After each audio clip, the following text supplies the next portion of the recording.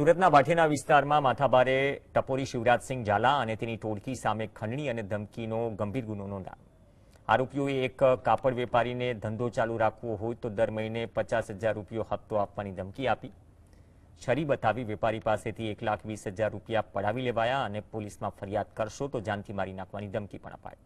આ મામલે સલાબતપુરા પોલીસે શિવરાજસિંહ ઝાલા, તેના ભાઈ રામ ઝાલા, અન્ય 3 સાગરીતો વિરુદ્ધ ગુનો નોંધી કાર્યવાહી કરી। સલાબતપુર પોલીસે મુખ્ય આરોપી શિવરાજસિંહ ઝાલાની ધરપકડ કરી છે। શિવ દરબાર ઝાલાને અગાઉ પણ એસઓજીએ એમડીનો કેસ કરેલો। આ કુખ્યાત આરોપી છે અને વારે ઘડીએ રીલ બનાવી અને શેખી મારતો નજરે પડે છે, પરંતુ અત્યારે એ એસઓજીના સકંજામાં આવી ગયો છે। અને બીજું કે આ શિવા ઝાલાથી ડરવાની કોઈ પણ વ્યક્તિ જરૂર નથી। કોઈ પણ વ્યક્તિને ધમકી આપી હોય, ખંડણી માગી હોય અથવા તો મારામારી કરી હોય અને જો કોઈને ફરિયાદ